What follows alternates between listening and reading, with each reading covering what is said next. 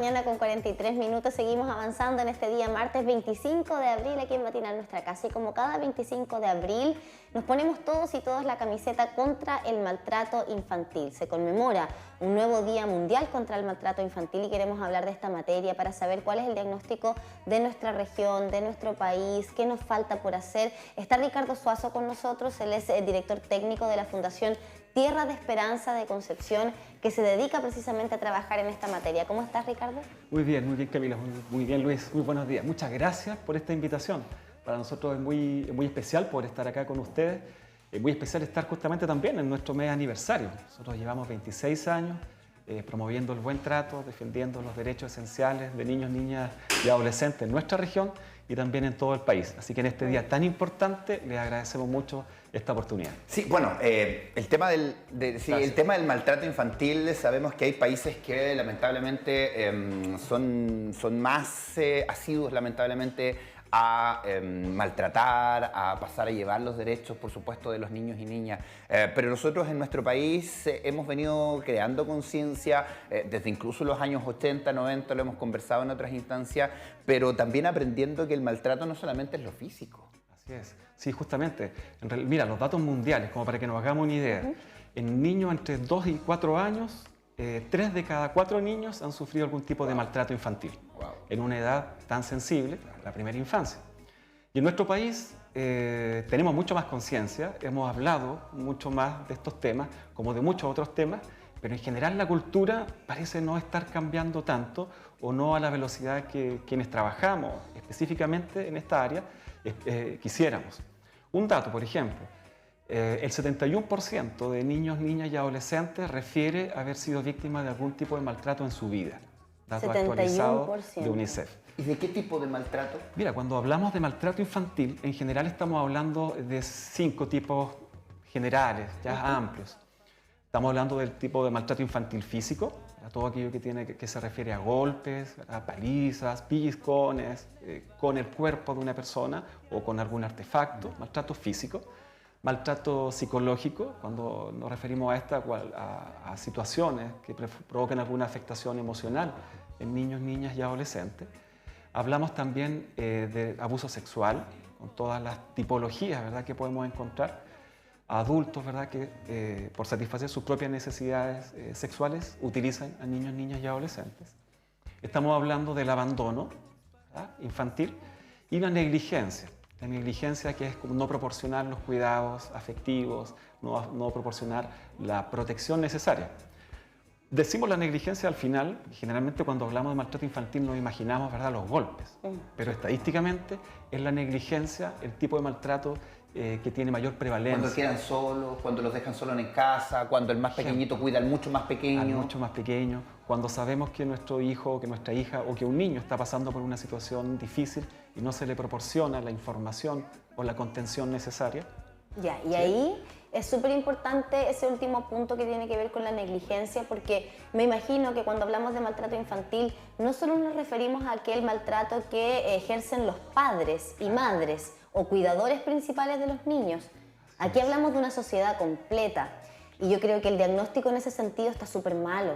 Esto lo digo desde mi vereda únicamente, pero claro, siento que como adultos en general, independiente de que no seamos padres o madres, en mi caso no lo soy, tú tampoco, pero sí somos negligentes con nuestras infancias y sí permitimos y pasamos por alto muchas veces situaciones muy complejas que están viviendo los niños. Claro, como adultos estamos llamados a crear el contexto en el cual los niños se desarrollan, ¿verdad? El contexto social, el contexto comunitario, el contexto escolar, el contexto familiar. Somos adultos y adultas quienes creamos esos contextos. Entonces, ¿cuán interiorizado tenemos también los adultos y adultas el tratar bien a las demás personas? ¿Verdad? Eso va creando un contexto, va creando un clima que puede ser protector o puede no ser protector. Y si esto se va replicando después para cada niño en su propio contexto específico, se va replicando en su propia familia, se va replicando en el ámbito escolar, en el ámbito comunitario, en su grupo de pares, en el tipo de relaciones que establecen a través de las redes sociales, por ejemplo. Perdón, Ricardo, pero siento que cuando hablamos de maltrato infantil generalmente nos enfocamos en el grupo más vulnerado de toda sociedad, que es la pobreza. Excelente, sí. Generalmente hablamos de infancias vulneradas, infancias pobres. Claro. pero también pasamos por alto aquellas infancias vulneradas en estratos socioeconómicos altos o acomodados que escapan muchas veces de esta estadística, porque no se tiene que hacer cargo el Estado ahí. Claro. Porque no tiene que haber una intervención estatal porque se trata de personas pobres. Sí. ¿Qué pasa con todo ese universo de niños y niñas que hoy día también están siendo vulnerados en sus derechos, pero en casas, en sectores acomodados, quizás un poquito invisible a la estadística? Sí, es una pregunta y una observación muy interesante la que tú haces. Porque cuando estamos hablando de una cultura, ¿verdad?, que naturaliza el maltrato en todas sus formas, entre adultos, ¿verdad?, estamos hablando de que en todos los contextos en el cual nos desarrollamos y en el cual se desarrollan los niños, niñas y adolescentes, independientes de factores, ¿verdad?, como el nivel socioeconómico, se dan conductas maltratantes.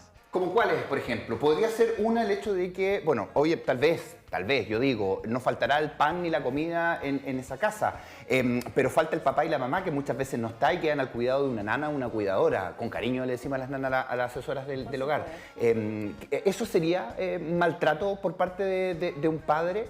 Por ejemplo, cuando un niño, una niña necesita de que alguien lo acoja, de que alguien lo contenga, independiente de la figura protectora, es importante que se dé esa conducta de protección. Que esté presente. O bueno, ¿Ya? perdón, en ese mismo contexto familiar también pueden haber golpes. Por ejemplo. También, ¿no? De todas maneras. Absolutamente. Que, claro, también puede haber abuso sexual. De todas maneras. También puede existir cualquier forma de maltrato de la que hemos hablado. Claro, sucede que en distintos niveles de ingresos socioeconómicos hay o más presencia del Estado o hay más presencia pública, ¿verdad?, en el interior de las familias. Familias que están más observadas o menos observadas o que tienen más redes o menos redes externas, ¿verdad? Incluso en lo práctico que es, hay casas pareadas en las que escucho todo lo que pasa en la casa al lado. Excelente. Y hay casas Claro. donde vivimos aisladísimos porque tenemos un tremendo Exactamente. terreno y nadie sabe lo que pasa ahí. Exactamente. En ese tipo de situaciones es mucho más difícil Sí, claro. de poder detectar, por ejemplo, por el entorno comunitario. Pero sí hay otros entornos en los cuales se desarrollan los En niños. el colegio, por ejemplo, El entorno escolar. que ahí es donde son los primeros llamados a verificar o a conocer. Exactamente. ¿Están capacitados nuestros establecimientos, nuestros profesores? Cada vez más, en el ámbito educativo, los establecimientos educacionales tienen protocolos, ¿verdad? Tienen protocolos de detección y tienen protocolos también de denuncia, de derivación. Eso está regido también por la Superintendencia de Educación. Eso independiente sea público, Independiente de que particular, sea público. subvencionado, lo que Sí, sea. Exactamente. Y ahí, por ejemplo, que es una política universal, casi el 100% de niños, niñas y adolescentes. Sabemos que post-pandemia bajó, pero están casi la totalidad de niños, niñas y adolescentes incorporados dentro del sistema escolar. Entonces, es el primordial espacio de detección, ¿verdad?, de distintas situaciones de maltrato. Algunas que se pueden detectar mucho más directamente, ¿verdad?, como un golpe, por ejemplo, o un abuso sexual que se devela, ¿verdad?, verbalmente. Pero también podemos ver niños, niñas y adolescentes con algún tipo de afectación emocional, ¿verdad?, con algunas consecuencias que son menos explícitas, Claro. ¿verdad?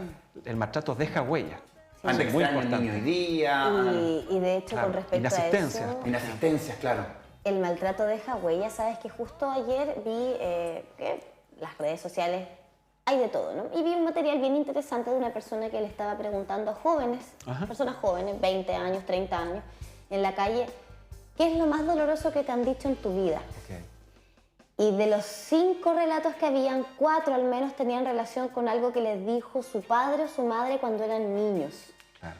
Una de ellas, y que lo encontré brutal, dice que estaban en un contexto de viaje, su abuela falleció mientras ellos estaban de viaje, falleció en casa, y ella en algún momento dijo una muy mala palabra siendo una niña.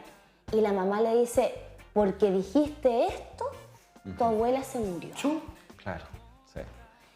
Y es algo que ella, siendo una mujer adulta, nunca más olvidó. Claro. Y dice, y en su relato dice, es algo que me ha hecho ver a mi madre con otros ojos. Claro. Y es algo que no puedo solucionar. Entonces a veces pensamos en maltrato como algo, oye, pero si yo nunca te levanté la mano. Claro, nunca te Yo pegué. nunca te claro. pegué. Como decía Nunca te mucho, faltó el nunca pan te y la faltó comida. nada. Claro, sí. Si te acuerdas cómo conversamos inicialmente, a veces cuando hablamos de maltrato tenemos la tendencia a ubicarlo dentro del maltrato físico, ¿verdad?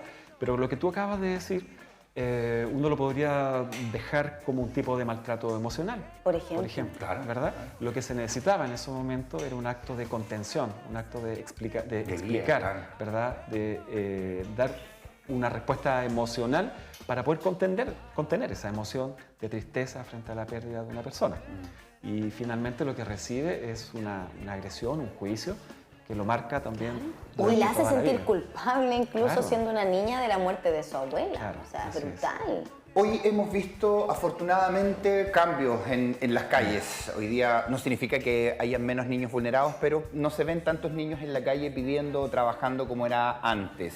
Pero hoy día estamos viendo una nueva modalidad que incluso en su momento se denunció desde aquí de Concepción, de personas que arrendaban niños, extranjeros que arrendaban niños para poder salir a pedir a la calle. No lo hacían pedir directamente a ellos, pero estaban con ellos ahí para, no sé, dar pena o qué sé yo, no lo sé. ¿Qué pasa con eso? ¿Eso es una vulneración de derechos?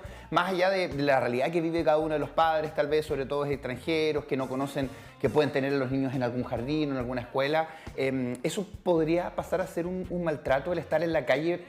Y vuelvo a insistir, no ellos pidiendo directamente, pero sí estando con ellos en calle. Mira, Chile es un país que adhiere, ¿verdad?, a distintas políticas y a distintas convenciones internacionales, ¿sí?, que son como ciertos límites, ciertos estándares, ¿verdad? Y en relación a la niñez, la gran convención es la Convención Internacional de los Derechos del Niño, ¿verdad? Es como que establece cierto tipo de derechos, pero que en el fondo son ciertos tipos de condiciones. Entonces establece cuáles son las mejores condiciones para que un ser humano, en periodo de su desarrollo, pueda crecer. Y una de aquellas cuestiones importantes es estar protegido, ¿verdad?, y estar estudiando, estar protegido en su salud, en su integridad, ¿verdad?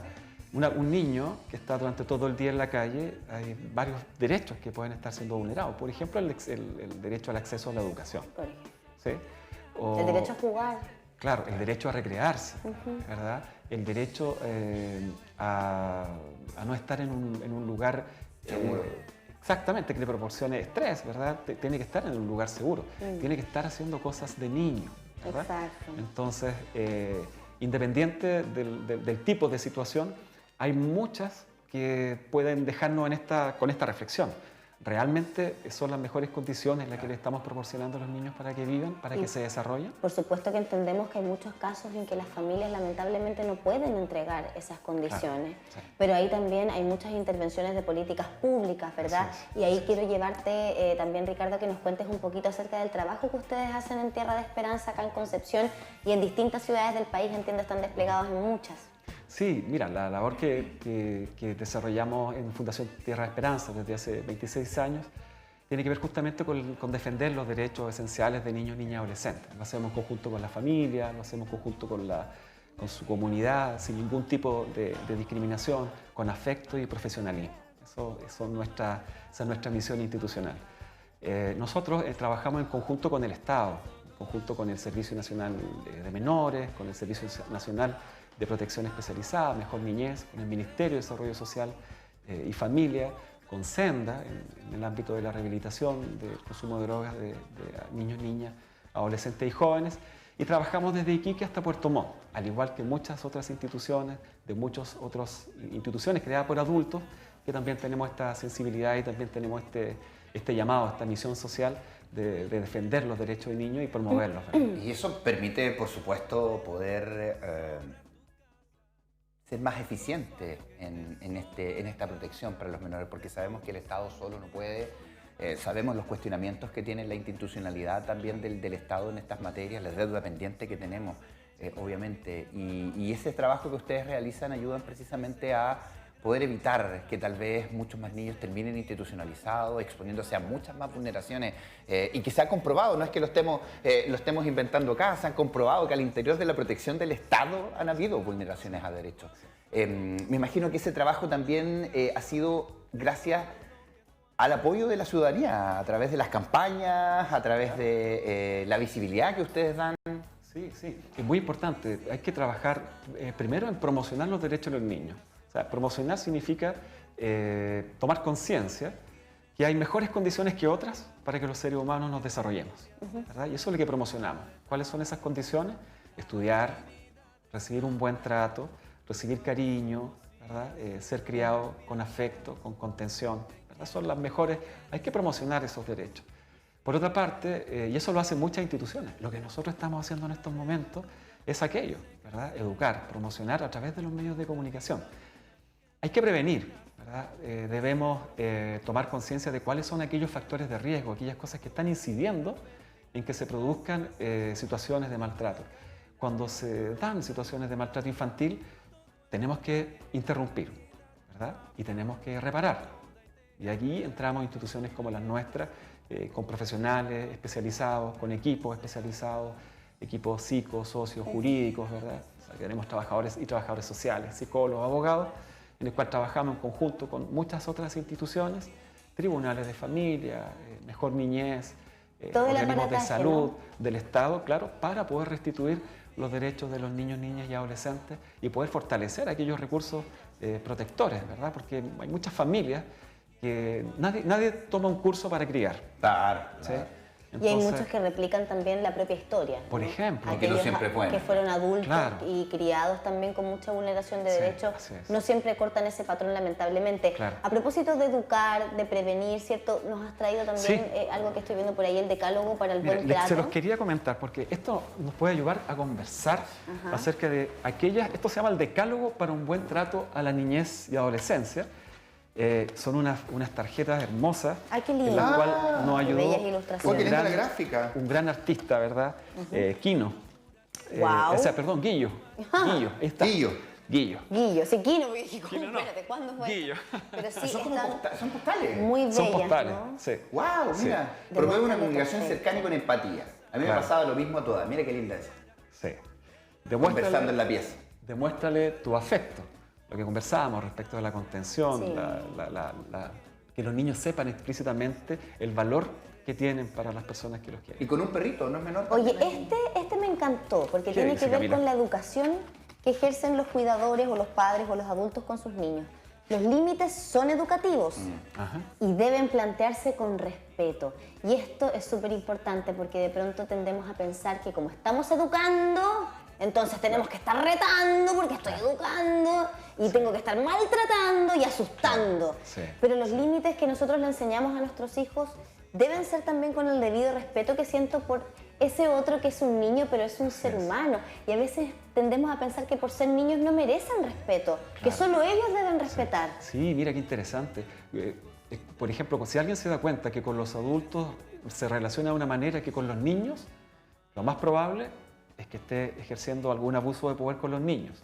Los niños son seres humanos, ¿verdad? Y requieren como una relación todavía más especial que la relación que nosotros tenemos entre adultos, porque están en desarrollo. Su cerebro, ¿verdad?, se está desarrollando, están aprendiendo a comportarse en sociedad y por lo tanto requieren todavía más atención. Y por eso esta también es muy buena, para no menoscabar, para no menospreciar los logros y habilidades que tiene cada uno de ellos. Que para ellos es un mundo, tal vez nos falta el papá y dice, bueno, no tenéis talento para eso, lo hacéis mal. Al revés, potenciarle todo eso, que sus logros son de acuerdo a su realidad y no tenemos que mirarlo desde la reacción de un adulto.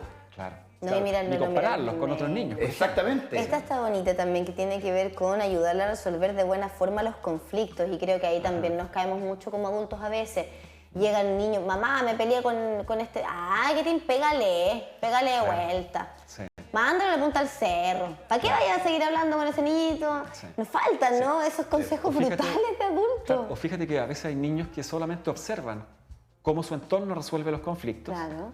Y así lo resuelven después en y ahí el ámbito escolar. Te digo yo a esta también que tiene que ver con acompáñale y oriéntale en sus aprendizajes, donde muchos papás o mamás, por miedo a que el hijo se caiga, se ensucie, se haga, no sé, algún daño, obviamente va a depender el tipo de daño que se pueda hacer, pero no los dejan experimentar ellos mismos.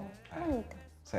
O sea, una cosa es enseñarles pero también que ellos hagan finalmente. Sí, claro. Hay que aprender haciendo y saber que el error puede ser alguna oportunidad de aprendizaje. ¿Verdad? Con los límites necesarios para que no se pueda dañar pero que puedan, en un ambiente seguro, poder experimentar. Sí, y da algo por hecho, que estar con el niño cuando juega, cuando aprende, estar con él.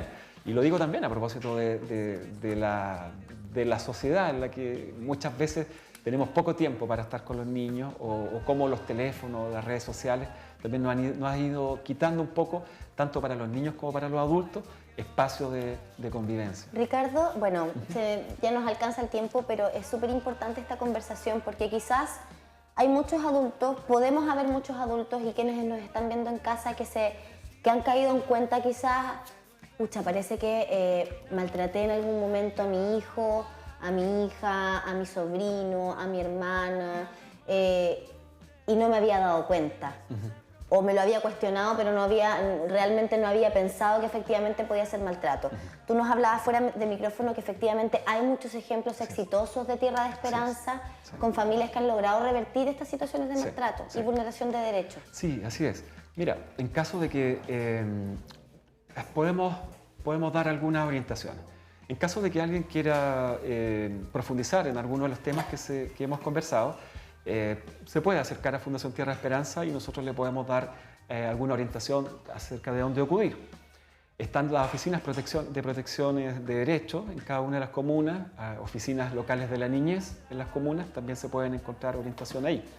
Cuando estamos hablando de alguna vulneración de derechos o cuando estamos hablando derechamente de algún delito en contra de niños, niñas y adolescentes, se pueden comunicar con el teléfono 147 de Carabineros, con la Policía de Investigaciones o ingresar una denuncia en la página de Mejor Niñez, mejorniñez.cl. Basta ahí con googlear donde efectuar una denuncia, 147 de Carabineros, Policía de Investigaciones, Mejor Niñez, la Defensoría de la Niñez también. Buenísimo. Oye, solo menciono en rosa para Guillo que en las únicas dos que hablan de afecto y de sentimientos tiene un perrito ahí. Y también hay un mensaje importante subliminal con respecto de las mascotas. Oye. Hay una actividad importante, también un seminario que ustedes tienen para poder invitar a las personas que nos están viendo. Sí, muchas gracias. Les queríamos quitar solamente un minuto para comentarles a la comunidad de que el día de mañana vamos a desarrollar un seminario en la Facultad de Derecho de la Universidad Católica de la Santísima Concepción, Lincoln 255, sobre la implementación del nuevo servicio de reinserción social juvenil. Es un servicio que viene a reemplazar el actual CENAME, va a partir escalonadamente en el año 2024 en la macrozona norte, pero ya en 2025 lo vamos a tener acá en la región del Biobío. Entonces nos vamos a reunir con autoridades de justicia, con autoridades del circuito de defensoría, del Ministerio Público, tribunales de garantía, y lo estamos organizando en conjunto con la Universidad Católica de la Santísima Concepción y la Dirección Nacional del Servicio Nacional de Menores. Vamos a tener excelentes también invitados, así que mañana para las personas que están interesadas, Lincoln 255, la Facultad de Derecho, Universidad Católica de la Santísima Concepción, un seminario organizado por Fundación Tierra de Esperanza y el Servicio Nacional de Menores. Gracias, Ricardo, por haber venido a conversar con nosotros. Muchas gracias, Camilo. Muchas gracias, Luis. Gracias. Nosotros nos vamos a separar cortito, una nueva pausa comercial y ya regresamos.